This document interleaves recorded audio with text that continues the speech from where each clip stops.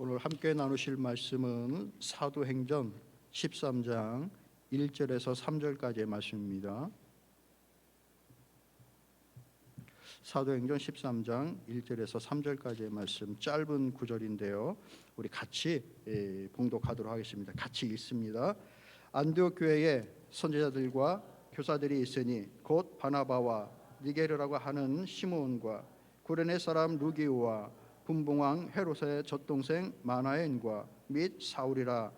주를 섬겨 금식할 때에 성령이 이르시되 내가 불러 시키는 일을 위하여 바나바와 사울을 따로 세우라 하시니 이에 금식하며 기도하고 두 사람에게 안수하여 보내니라. 아멘.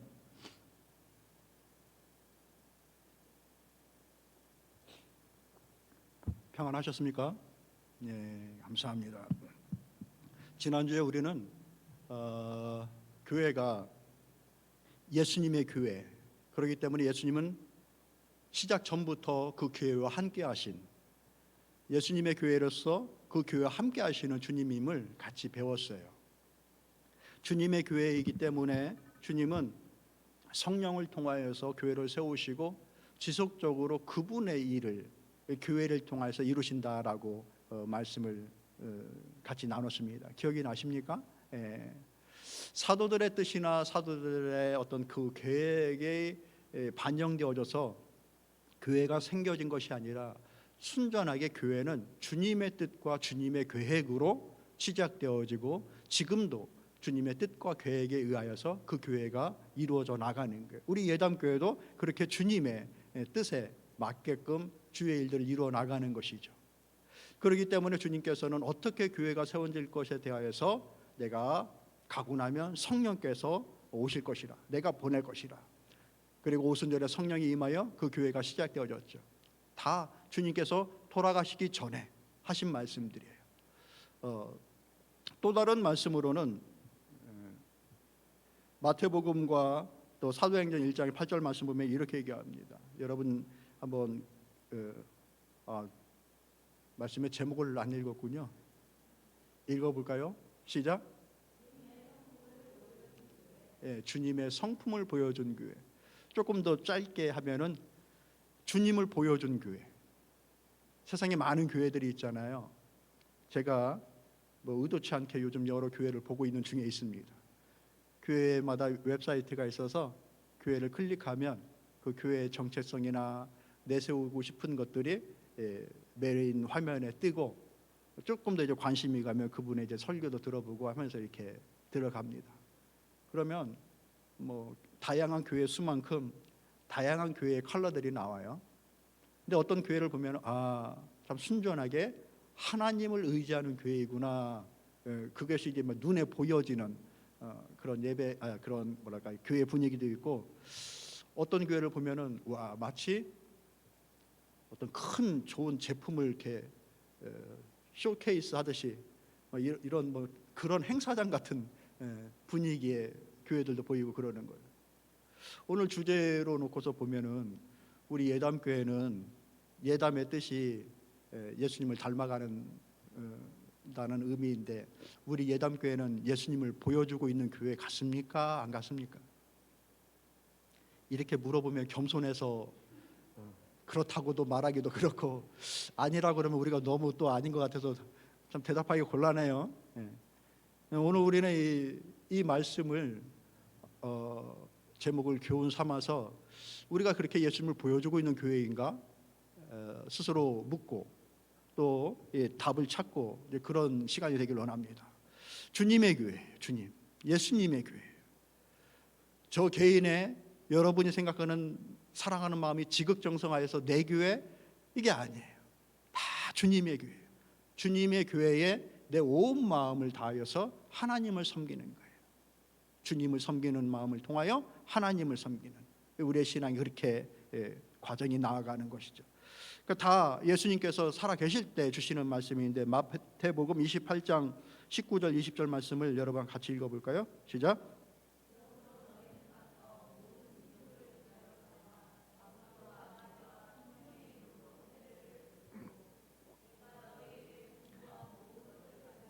지키게 하라. 볼지어다 내가 세상 끝날까지 너희와 항상 함께 있으리라 하시니라. 모든 민족에게 가서 말씀을 증가하여라. 잘 모르는 사람들은 기독교를 비판하는 것 중에 하나가 왜 자기들 나라에 신앙이 있는데 굳이 그 나라에 가서 그렇게 선교 활동을 하느냐라고 하면서 비판을 합니다. 모르는 거죠. 그리스도의 복음이 어디까지 전하여져야 된다라고 명령하신 그 하나님의 명에 대해서 알지 못하고 이해하지 못하니까 그런 비판을 할 수 있어요. 모르니까 비판할 수 있다라고 생각을 해요. 그러나 성도들이 맞아, 정말 왜 그럴까, 이렇게 하면 안 되는 거예요. 주님의 명령은 거기에 있는 거예요. 우리는 늘 그것을 주님의 명령으로 여기고 기회가 되어질 때마다 그 일을 하는 거예요. 우리가 직접 가지 못하면 정말 목숨 걸고 그 일을 하는 분들을 위해서 기도하고 후원하는 일들을 자원하면서 하는 일들이에요.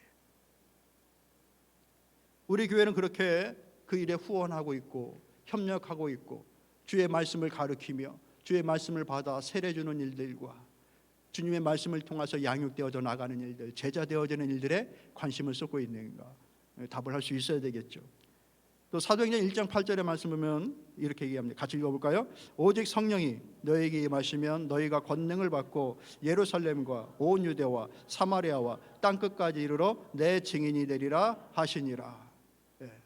하나님의 복음의 말씀이 예루살렘에서 유대에서 사마리아에서 땅끝이라고 하는 이방까지 확장되어져 나갈 것에 대해서 주님이 친히 마지막까지 그들 눈앞에 계시는 동안에 남겨주고 가신 일이에요. 이 주님의 말씀이 교회의 정체성인 거예요. 우리가 모여서 어떤 일을 하는가? 우리끼리 즐겁고 재미있고 위로받고 기쁘면 교회 되어지는 건가? 건강한 교회인가? 아니죠. 이것이 관심사가 되어지질 않으면 그 교회는 온전한 교회가 아닌 거예요. 우리는 이 일에 관심을 쏟고 있는가? 답을 해야 되는 것이죠. 그런 의미에서 이 사도행전은 이 두 가지의 말씀이 실현되어지는 역사입니다. 그렇기 때문에 이 사도행전을 가리켜서 신약의 역사서라고 얘기를 하는 거예요. 이 짧은 구절 속에서 어떻게 예루살렘에 하나님의 교회가 세워지고 유대와 사마리아까지 이어져 나아가고 이방 땅까지, 이방인들에게까지 복음이 증거되어지는지에 대해서 기록하고 있는 것이 사도행전의 말씀인 거예요. 그러니까 주님의 이 말씀이 실현되어져 가고 있는 것이죠. 근데 이 복음의 말씀이 실현되어져 나가는 것이 거저 쉽게 혹은 운으로 이어져 나갔는가? 그러지는 않죠. 교회의 역사는 기적과 고난과 희생의 역사와 함께 왔습니다. 이것은 예수님께서 살아계시는 동안에 그분이 행하셨던 일과 정확히 일치합니다. 예수님은 그분의 생애 속에서 수많은 기적과 이적을 보여주셨죠. 그리고 그분은 말할 수 없는 고난과 어려움을 겪고 있었고 그분은 받아들일 수 없는 자들까지도 사랑하시면서 원수까지 사랑하라라고 하시는 그 말씀을 몸소 실천하셨습니다. 이것이 예수님께서 생전에 육신을 가지고 계시는 동안에 온 세상에 보여주셨던 예수님의 모습이었던 거예요. 이게 예수님의 사역이었어요. 그렇다고 한다면 교회의 역사 속에서 교회의 사역들은 뭔가? 예수님의 생애 속에서 보여주셨던 그 사역과 동일한 거예요. 하나님의 은혜와 하나님의 사랑은 교회의 역사와 함께 실현되어지고 보여졌습니다. 교회를 통하여서 기적이 나타나고 이적이 나타났습니다. 허물어지지 않을 것 같은 그 초롱성과 같은 그 딱딱한 마음들이 허물어지고 복음화가 되어지고 하나님께 영광을 올려드리는 수많은 기적적인 일들, 작게는 한 개인의 삶이 바뀌고 병자가 고침을 받고 하는 개인적인 기적과 이적도 있고 민족의 기적과 이적이 교회의 역사와 함께 이루어져 갔습니다. 그런 순탄한 길들만 있었느냐? 아니죠. 수많은 성도들이 목숨을 잃고 고난과 어려움이 오는 그런 고난의 시기, 암흑의 시기도 있었습니다. 그럼에도 불구하고 교회는 끝없이 교회가 할 수 있는 수많은 사랑의 모습들을 많은 어둠의 모습도 있었지만 밝은 쪽의 모습 속에서는 굳이 안 해도 되는 사랑들을 끊임없이 실천하면서 하나님의 일들을 이루어왔습니다. 맞습니까? 교회가 바로 그런 거예요. 정확하게 주님께서 살아계실 동안에 받으신 고난의 모습, 희생의 모습, 기적의 모습, 이와 같은 일들을 함께 이뤄나가는 것이 바로 이 교회였던 것이에요. 그런 모습을 이렇게 뭡니까? 모델처럼 잘 보여준 교회가 오늘 우리가 읽은 이 짧은 구절 속에 나오는 교회예요. 그 교회 이름이 뭐예요? 빌립보 교회죠. 안디옥 교회. 3절밖에 없었어요. 헷갈리면 안 돼. 안디옥 교회가 바로 이제 그 모델이 되어지는 교회입니다. 이 짧은 구절 속에 하나님의 역사가 실현되어지는 것을 이제 얘기해 주고 있는 것이죠. 처음 교회가 세워져 나갈 때에 수많은 핍박이 옵니다. 예수님의 제자들도 우리가 알듯이 바울의 등장도, 바울이 행하고자 했던 일들도 바로 교회 핍박이었어요. 근데 이 누르면 눌려져야 될 것 같은데 희한하게도 그 고난과 핍박 속에서 하나님의 교회는 더욱더 흥황하여져 갔습니다. 그런 시기에 등장한 교회가 바로 안디옥 교회예요. 말씀 읽어볼까요? 11장 19절에서부터 21절까지 말씀 읽어봅시다. 시작. 그때에 스데반의 일로 일어난 환란으로 말미암아 흩어진 자들이 베니게와 구브로와 안디옥까지 이르러 유대인에게만 말씀을 전하는데 그 중에 구브로와 구레네 몇 사람이 안디옥에 이르러 헬라인에게도 말하여 주매 예수를 전파하니 주의 손이 그들과 함께 하심에 수많은 사람들이 믿고 주께 돌아오더라. 그때는 뭘 가리키는 거예요? 막 고난이 막 시작되어질 때에, 핍박이 막 시작될 때에 힘드니까 어떻게 해요? 막 뜨거운 불이 가까이 와요. 권사님 어떻게 해야 돼요? 일단 피해야 될 거 아니에요. 따뜻하다 하고 막 이렇게 막 핍박이 오니까 사람들이 그 핍박이 힘들고 어려우니까 흩어집니다. 흩어지지만 그들이 가지고 있는 믿음을 잃는 건 아니었어요. 그렇게 고난이 오자 한 자리에 있던 자들이 흩어지면서 다른 곳에서 또 하나님을 섬기고 찬양하고 말씀을 나누는 교회가 더욱더 점점 확장되어져 나갔습니다.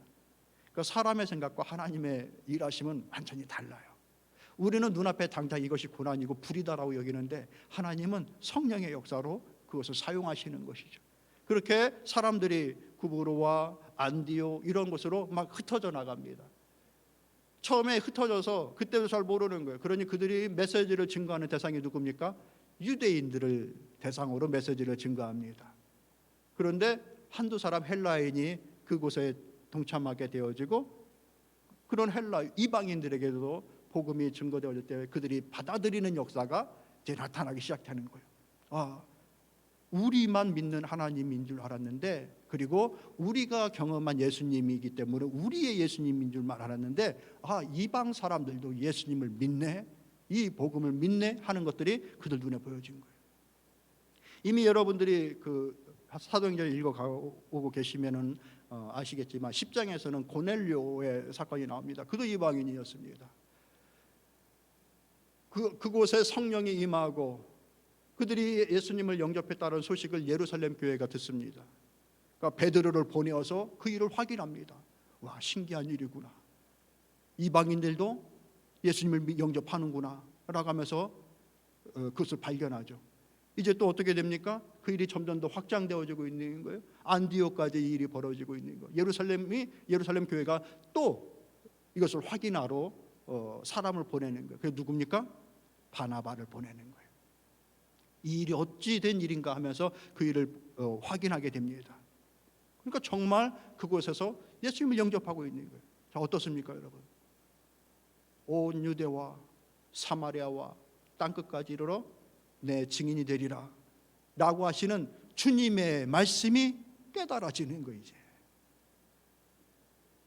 본인들은 이것이 어떻게 진행되어져 나갈지를 감도 못 잡았던 그 일들이 지금 시간의 흐름 속에서 하나씩 진행되어져 나가고 있었던 것입니다. 그래서 예루살렘 교회는 이 일 때문에 바나바를 그곳에 보내고 그곳에서 새롭게 들어오는 성도들을 양육하고 교육하는 일을 바나바에게 맡기는 거예요. 사도행전 11장 23절에서 26절까지의 말씀을 한번 읽어보시겠어요? 있습니다. 시작.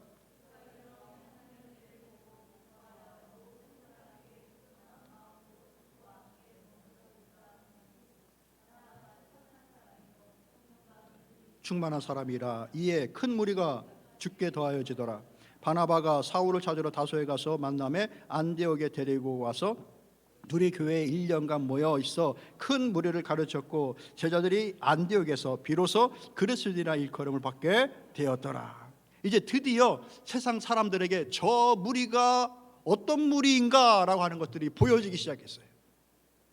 이 사람들의 특징들이 나타나는데 이 사람들이 뭔가 봤더니 예수님을 믿는 사람들이구나 라고 하면서 그들을 따로 부르게 돼서 대명사가 생겼어요. 그게 뭐예요?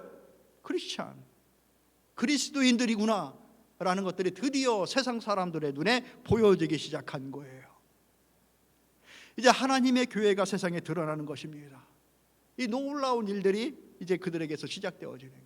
안디옥 교회를 통하여서 그리스도인이라고 하는 그 이름이 세상에 나타나는 거예요. 얼마나 엄청난 일입니까? 그죠? 그리스도인들이 드디어 이제 세상 사람들에게 보여지기 시작한 거예요. 그래서 이 안디옥 교회를 통하여서 첫 번째 이루어진 것이 뭔가? 바울의 1차 선교예요. 이곳에서부터 이제 세계 선교로 이제 확장되어 나갑니다. 그 일에 있어서 1절 말씀 보면 이 안디옥 교회의 지도자들이 나오는 거예요. 이 안디옥 교회 지도자들이 어떤 사람인가? 이것이 오늘 우리가 배우고 확인해야 될 교회의 본연의 모습이 되어지는 거예요. 교회의 지도자들은 그 교회의 정체성이 됩니다. 그 교회 목사님을 닮아가요, 성도들이. 여러분들이 아실지 못 아실지 모르겠지만 은연중 목사를 닮아갑니다. 그래서 막 카리스마 넘치고 막 이렇게 막 열정적인 목사님과 함께 교회를 이루는 성도들은 다 막 머리에 손 얹고 귀신 쫓으려고 그러면 막 열정이 넘치고 막 그러죠. 차분하게 말씀 공부하고 연구하고 막 하는 그런 사람들은 다 말씀 연구에 힘을 쓰고 잘 섬기고 돌보고 하는 일에 열정을 쏟는 목사님과 함께하는 분들은 서로 막 이렇게 하고 그러고. 우린 뭐예요? 검사해, 자체 평가해야 되겠는데.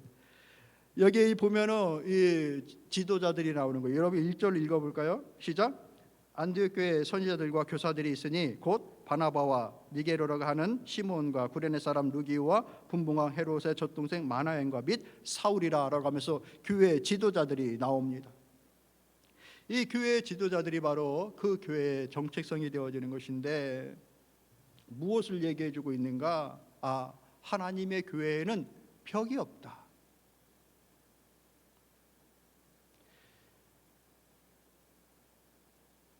누가 처음에 거론되어져요? 바나바가 이렇게 나오죠. 여러분 바나바의 이름은 몇 번 많이 들어보셨을 거예요. 설명이 별로 필요 없는 사람. 말씀 아까 조금 전에 우리가 읽었던 말씀 중에도 나오는 이 바나바는 착한 사람이요 성령과 믿음이 충만한 사람이다라고 이렇게 소개를 하고 있죠. 그를 예루살렘 교회에서 누구로 보낼까 해서 바나바를 보내고 있는 거예요. 근데 이 바나바가 먼저 등장한 소개가 있어요. 사도행전 4장 36절부터 37절까지의 말씀 보면 이렇게 얘기합니다. 그부로에서 난 레위족 사람이 있으니 이름은 요셉이라. 사도들이 일컬어 바나바라 번역하면 위로의 아들이라 하니 그가 밭이 있음에 팔아 그 값을 가지고 사도들 발 앞에 두니라 이렇게 얘기해 주고 있습니다. 요셉이라고 하는 이름이 이미 있음에도 불구하고 이 사람을 바나바라고 하는 별칭을 갖고 불러줍니다. 위로의 사람, 권능의 사람, 착한 사람이라고 하면서 그에게 별칭을 줘서 바나바를 부르고 있는 거예요. 이 바나바가 바로 첫 번째 소개되어지는 지도자인데 그가 언제부터 이런 일을 했는가? 그가 처음에 이 사도들 앞에 자기의 밭을 팔아 그 값을 사도들에게 맡기고 함께 교회를 이루어 나갔던 것이 AD 30년 초, 31년 이 정도경. 근데 그가 다시 안디옥으로 보내졌던 때가 AD 45년 정도입니다. 여러분 시간을 한번 계산해 보세요. 얼마나 됐습니까? 15년 얼추 그 정도가 되어지는 시간이죠. 그러니 처음부터 그는 하나님의 교회에 자신의 귀한 것들을 다 내려놓고 교회 세워나가고 교회 섬기는 일에 마음과 정성을 쏟고 지금까지도 10여 년이 지나는 그 자리까지 계속해서 그렇게 일을 행하고 있는 겁니다. 말 그대로 교회의 고난과 교회의 영광을 같이 다 경험하고 있는 그런 교회의 역사의 산증인이 되어지는 거예요. 한결같고 변함없는 그런 지도자입니다. 어때요? 우리 교회에도 그런 교회 성도님들이 많이 계시죠. 한결같은 분들. 그런 분들 보면 어떻습니까? 힘이 되고 위로가 되고 도전이 되고 그러지 않습니까? 이 바나바와 같은 인물이 바로 이제 그런 인물이었던 거예요. 그는 레위 사람이었죠. 두 번째 소개하고 있는 사람은 누구인가? 시므온이라고 하는 인물입니다. 그에게는 별명이 있었어요. 바나바가 가지고 있는 별명이 있었던 것처럼 시므온에게는 별명이 있어요. 어떤 거였습니까? 니게르라라고 이렇게 불려졌다라고 했어요. 짐작하기를 그는 이제 흑인이었던 걸로 짐작이 됩니다. 우리가 알고 있는 그 단어 니게르라고 하는 그 단어를 쓰고 있는 거예요. 시므온이라고 하는 이 이름이 나오는데 그가 어떤 인물로 추정되어지느냐? 구레네 사람 시므온. 예수님께서 십자가를 지고 골고다로 가실 때에 지쳐서 더 이상 그분의 십자가를 질 수 없어 길바닥에 쓰러졌을 때 대신 사람을 시켜서 그 십자가를 지게 했던 인물이 있어요. 누구죠? 이 사람이었어요. 구레네 사람 시므온. 그 역시도 예수님께서 십자가에서 죽으시는 현장 속에서 있다가 10여 년이 지나는 역사 속에서 한결같이 주님을 위하여 그 몸된 교회를 같이 세워나가고 있는 인물입니다. 또 어떤 사람입니까? 루기오라고 하는 사람. 이 사람은 북아프리카 출신, 아프리카 출신의 사람이었어요. 또 누구입니까? 헤롯의 젖동생 마나엔이라고 합니다. 헤롯과 함께 같이 컸던, 같이 젖 먹으면서 같이 컸던 인물인 거예요. 소위 말하는 왕실의 가문인 거예요. 헤롯 가문은 전통적으로 기독교 예수님과 적대적인 관계였었어요. 왕실가였고 그런 적대적인 관계를 가지고 있었던 사람도 어느 날 그에게 하나님의 은혜가 임하게 되어지고 그 역시도 교회에 오고 또 교회 지도자로 세워진 이 사건, 이것이 은혜이고 기적이라고 여겨지는 것이죠. 그리고 마지막으로 불려진 이가 누구예요? 사울. 아직 이름이 바뀌기 전에 사울이죠. 그는 다소 출신의 정통적인 유대인 랍비였었어요. 열심을 다하는 율법주의자였고 그런 그가 이제 예수님을 믿는 사람들을 핍박하기 위해서 다마스크로 가다가 예수님을 만나게 되어졌죠. 그러니까 기적적인 일을 경험하고 예수님께로 돌아와서 예수님을 증거하는 사람이 되어집니다. 근데 우리가 이 사도 바울에 대해서 이방인의 사도요, 또 수많은 이 말씀을 준 위대한 사도로 우리는 이해하고 있지만 초기 그는 예수님을 믿는 사람들 입장에서는 굉장히 두렵고 무서운 꺼려지는 사람이었어요. 여러분 성도 중에 그런 사람들이 있습니까 혹시? 마음이 안 가, 꺼려져, 내 옆에 안 앉았으면 좋겠어, 무서워. 오늘 교회 오면서 나눴던 얘기를 이상한 냄새가 나, 꺼려지는 이런 성도들이 있을까? 이 바울은 바로 그런 인물이었어요. 그 중에 어떤 특성이 있는 거예요? 두려운 사람이었어요. 교회 성으로 돌아왔다고는 하지만 가까이 하고 싶지 않은 사람인 거예요. 그런데 그가 지도자가 되어졌어요. 그가 회심하고 예루살렘에 있는 사도들과 교제를 나눴던 것이 3년이 지나고 나였었습니다. 그것도 바나바가 겨우 중재해서 몇몇 사도가 만납니다. 다 만난 것도 아니에요. 그러니까 사람의 한 번의 선입견은 이처럼 엄청나게 힘들고 어려운 문제를 가져오는 거예요. 이 바울은 바로 그런 인물이었었죠. 그런데 대화를 나눠보니 정말 예수님의 사람이 됐어요. 그가 마음껏 예루살렘에서 복음을 증거합니다. 그러다 보니까 헬라파 유대인들이 이 바울이 이 배신자라고 하면서 막 죽이려고 그러는 거예요. 그러니까 그 교회 사람들이 바울을 다시 그의 고향 다소로 피신시켜 주죠. 그래서 거기서 이제 다시 머물게 되어지는 거예요. 그러기를 몇 년? 10년 정도. 그렇게 하고 난 이후에 오늘 말씀에서 나오는 것처럼 바나바가 다시 다소에 가서 그를 데려오는 거예요. 그래서 그의 지도자가 되었습니다. 이렇게 쭉 이렇게 그들의 지역 지도자들의 이름이 열거되어집니다. 이 지도자들의 특성이 이제 나오는 거예요. 어떻게 그들이 한 동역자가 될 수 있었을까? 인종이 다르고 지위가 다르고 심지어 어떤 사람은 왕의 가문, 권력에 가장 가까이 있는 그런 사람들인데, 그런 그들이 지위와 인종과 과거가 다른 그 모든 사람들이 함께 하나가 되어지는 동역을 이루고 지도력을 발휘하게 되어졌습니다. 뭐예요? 벽이 없는 거예요. 벽이. 스스로 세우는 벽이 없는 거예요. 첫 번째로 우리 따라옵시다. 교회는 벽이 없는 곳이다. 여러분, 혹시 우리 스스로 어떤 누군가에 대해서 스스로 벽을 세우고 있지는 않습니까? 지위가 달라, 배경이 달라, 인종이 달라. 교회에서도 그런 것들이 느껴진다고 한다면 이거 참 서글픈 거예요. 교회는 왜 그렇게 할 수가 있었는가? 오순절 성령의 임함을 통하여서 그 자리에 있었던 모두가 다 하나의 성령을 받습니다. 한 아버지로 고백하게 되어집니다. 한 하나님을 섬기게 되어지는 거예요. 하나님 안에서, 예수님 아래에서 모두가 다 하나가 되어졌어요.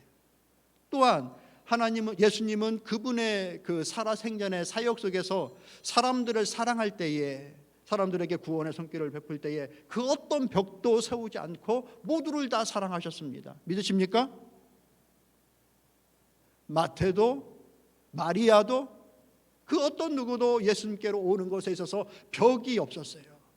그런데 오늘날 교회들을 보면은 가끔 벽이 있는 거예요. 내 곁에 오지 않기를 원하는 사람들이 스스로 세우는 거예요. 여러분, 진리는 견고해야 됩니다. 진리에 대한 믿음은 견고해야 됩니다. 어떤 것에서도 흔들리지 말아야 됩니다. 예수 그리스도 그분에 관한 우리의 신앙은 결코 흔들려서는 안 됩니다. 그러나 그 복음을 받은 우리가 누군가를 사랑한다라고 할 때에는 벽이 없어야 됩니다. 그게 복음의 위대함이에요. 그것이 이념과 정치와 복음의 차이예요. 이념과 정치는 뜻을 같이 하고 마음이 맞으면 목숨이라도 내놓을 수 있는 그런 파괴력이 있지만, 한번 벽이 세워지고 그러면은 섞여지지가 않습니다. 우리가 알고 있는 저 대한민국이라고 하는 땅, 그 조그만 땅에 사람들이 다 정치 박사예요. 다 그냥 서로 간의 생각을 갖고서 막 아웅다웅 치고받고, 뭐 타협이라는 게 없고 협력이라는 게 없어요. 그냥 닭싸움이에요. 너무 안타까운 거예요. 교회가 그런 곳에서 어떤 일을 발휘하고 있는가? 교회도 똑같아요. 그냥 그렇게 서로.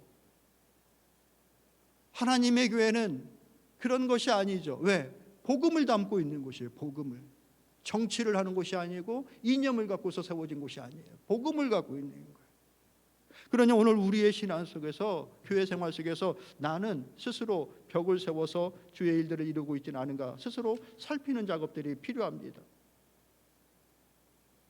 여러분, 한번 돌아보세요. 내가 교회 생활하면서 나는 마음을 열어서 함께 대화할 수 있는 그런 사람이 있는가? 교회 왔다가 가는데 어디 앉아 있는지도 모르게 딱 숨어서 구석으로 가서, 몇 명 안 되는 예배 인원인데도 앞성도 뒤에 딱 서가지고 이렇게 앉아서 예배 드릴 때도 있어갖고, 그 목사 눈에 안 보이면 뭐 어떨 건데. 그 한 사람 그 벽을 세워서. 너는 교회 생활하면서 누군가에게 마음을 열어 그의 신앙을 본받고, 괴로울 때, 힘들고 슬플 때 마음을 협력하면서 같이 이루고, 즐거운 일일 때 같이 나누고자 하는 그런 성도들이 있는가? 그러니까 벽이 없이 대할 수 있는, 사랑할 수 있는, 그렇다고 해서 마음도 생각도 뜻도 아무것도 없는 것이 아니라 나에게는 흔들리지 않는 견고한 신앙이 있는 것이죠. 내 뚜렷한 주관이 있는 것이죠. 그러나 복음의 능력을 따라 그를 수용할 줄 알고, 함께 알 줄 알고, 기다려줄 줄 알고, 함께 세워나가는 믿음의 자세, 그게 교회예요. 그 일을 목사만 하느냐? 아니요. 모든 성도들, 모든 교인들이 다 행하여 나가는 교회의 특성인 거예요. 왜냐? 우리 주님의 사랑이 그랬으니까. 살아 계시는 동안에 주님의 사역이 그랬으니까. 주님의 사역을 감당해야 될 교회의 사역도 똑같은 사역이라는 얘기예요. 이해가 되시죠? 예. 두 번째로는 할 얘기가 많다 보니까 어디를 더 해야 될지. 2절 3절 우리 한번 읽어봅시다. 2절 3절 말씀 시작. 주를 섬겨 금식할 때에 성령이 이르시되 내가 불러 시키는 일을 위하여 바나바와 사울을 따로 세우라 하시니 이에 금식하며 기도하고 두 사람에게 안수하여 보내니라. 두 번째로는 뭐냐? 교회의 특성은 섬기며 금식한 교회였다라고 얘기해 주고 있어요. 이 안디옥 교회를. 여기서 말하고 있는 주를 섬겨 금식할 때 성령이 이르시되 내가 불러 시키는 이를 위하여 바나바와 사울을 따로 세우라 하시니 이 명령은 지도자들에게 주시는 명령이 아니라 교회에다가 주고 있는 명령인 거예요. 그러니 섬기고 금식하는 그 대상은 누구냐? 다 교회 성도들이라는 겁니다. 그렇게 섬기며 금식하면서 그들이 간절한 마음으로 간구했던 것이 뭐냐? 성령의 이름, 성령의 말하심을 듣고자 하는 일이었어요. 여러분 금식해 보신 경험이 있으신 분들 금식 어때요? 두 번째 끼부터 벌써 괜히 시작했나 그 생각 드시죠? 첫 끼는 참을 수 있어요. 두 번째 끼니가 넘어가면서부터 이거 실수한 내가 너무 성급했던 거 아니야? 힘들어요. 힘들어. 아주 간절한 거고 아주 절실한 거예요. 그런데 이 섬김과 금식을 행하고 있는 이 성도들을 얘기해 주고 있는 거예요. 뭐 하려고? 잘 섬기고 간절하게 소망해서 더 누리고 더 복받고자 하는 마음, 내가 소망하고 기대하는 거 채우고자 하는 마음? 아니요. 성령의 소리를 듣고자 했던 거예요. 그 간절한 소망들은.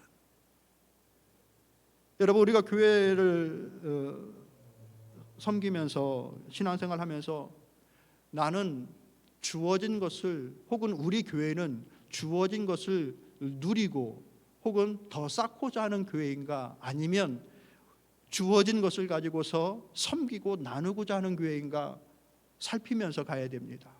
우리 교회를 우리가 섬기는 교회를 어떤 방향으로 가야 될까를 그런 관점에서 바라봐야 되는 거예요. 제가 오늘 이 말씀을 전하려고 교회에다가 그것을 써놓은 것은 아닙니다. 아니 주보에다 그것을 써놓은 것은 아닙니다. 주보를 열어보시면 우리 교회의 정체성이 나옵니다. 뭐라고 써 있어요? 기가 막히죠? 제가 오늘 이 말씀 전하려고 이걸 몇 년 전부터 써놓은 건 아니에요. 우리 교회가 주어진 것을 가지고서 섬기고자 하는가, 나누고자 하는가, 아니면 주어진 것을 가지고서 우리 교회 누리고 우리 교회 더 복받고자 하는 것인가 살펴봐야 되는 거예요. 두 번째 우리가 해야 될 일들 바로 여기에 있는 거예요.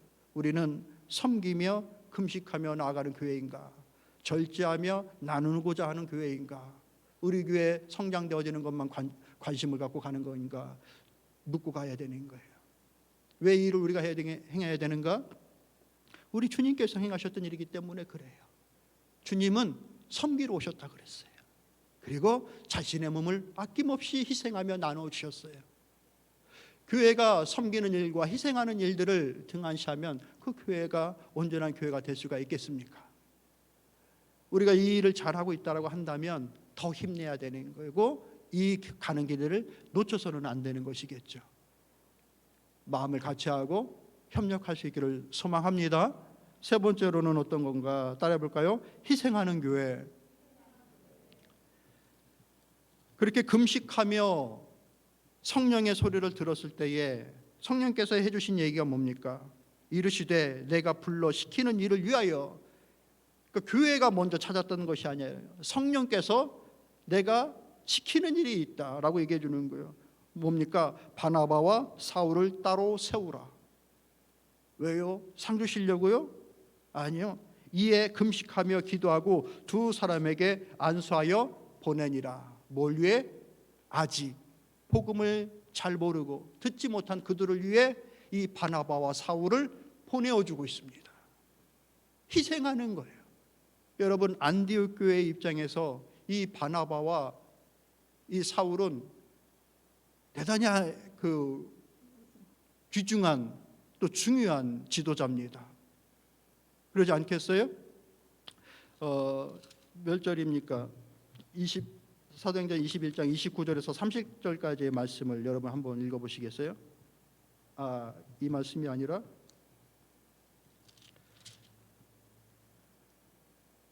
25절 26절까지 말씀 보면은 이렇게 얘기해 주고 있어요. 사도행전 11장 바나바가 사울을 찾으러 다소에 가서, 아까 얘기했죠?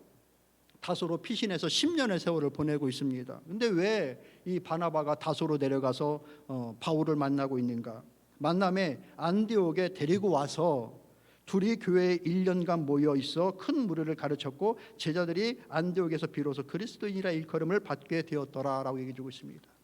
바나바는 인자한 인물, 자비로운 인물, 위로의 인물이라고 하는 얘기는 들었지만 그에게는 체계적인 말씀 증거함과 교육함이 바울과 비교해서 상대적으로 좀 부족했던 것이죠. 그는 알았을 거예요. 안디옥 교회를 치리하면서 자신의 부족함과 약점이 뭔지를 알았을 거예요. 이 일을 위해서 필요한 인물이 누굴까 고민하고 발견한 이가 누굽니까? 바울이에요. 그에게 찾아갑니다. 안디옥 교회로 가야 되겠다. 가서 한 일이 뭐예요?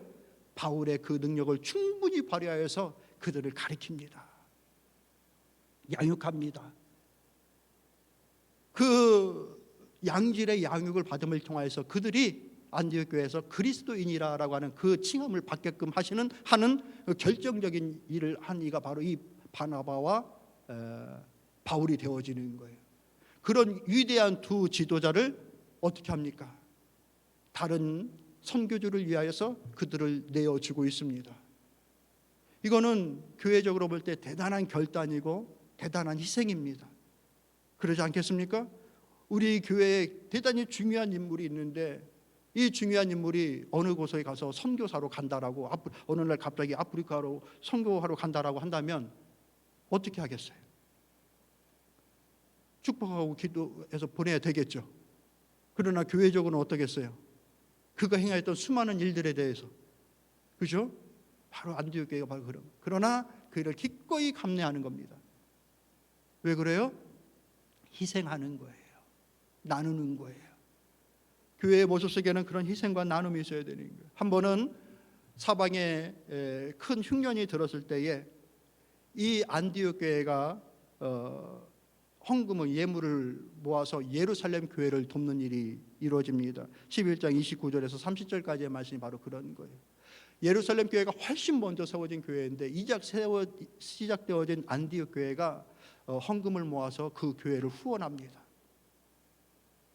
이 얼마나 참 귀한 일입니까? 돕고 희생하는 일들, 이 모습이 이 안디옥 교회 모습에 있었던 것이에요. 여러분, 이제 말씀을 정리하도록 할게요.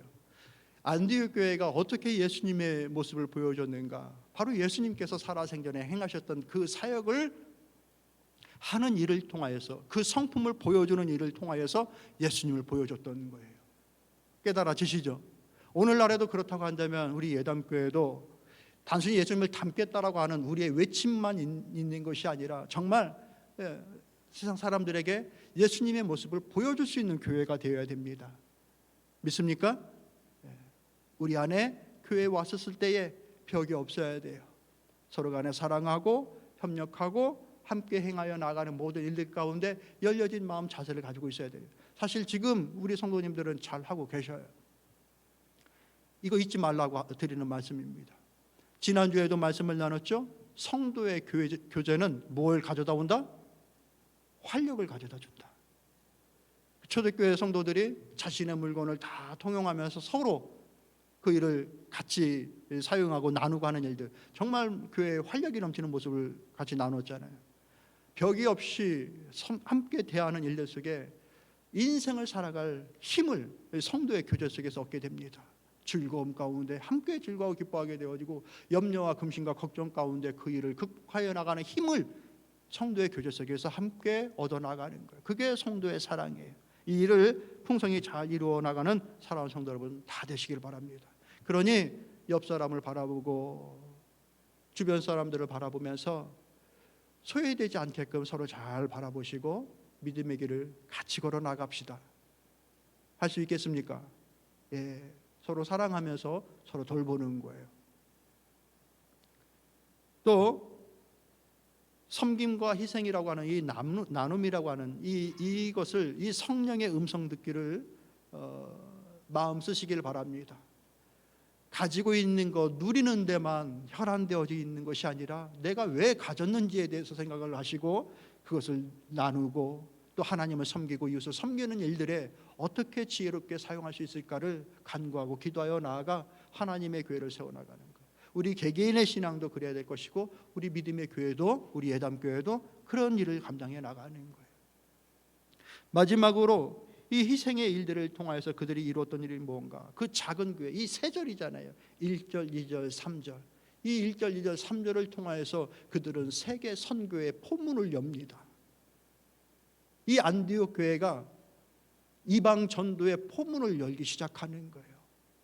이 짧은 구절 속에서 예수 그리스도의 그 원대하신 꿈이 온 유대와 예루살렘과 온 유대와 사마리아와 땅끝까지 이르러 내 증인이 될 것이다라고 하는 그 말씀이 열려지는 거예요. 사랑하는 성도 여러분, 우리의 사역이 적게 느껴지고 그럴 수도 있습니다. 우리 눈에 보이는 것이 적게 보여지는 것이 당연지사겠죠. 그러나 그것은 언제든지 하나님의 놀라운 역사의 포문이 되어진다라는 것을 마음에 두고 우리 교회를 섬겨 나갈 수 있기를 소망합니다. 이 일을 어떻게 이루실지 우리는 아무도 모르는 거예요. 왜? 주님의 교회니까. 주님이 이끌어 가시는 거예요.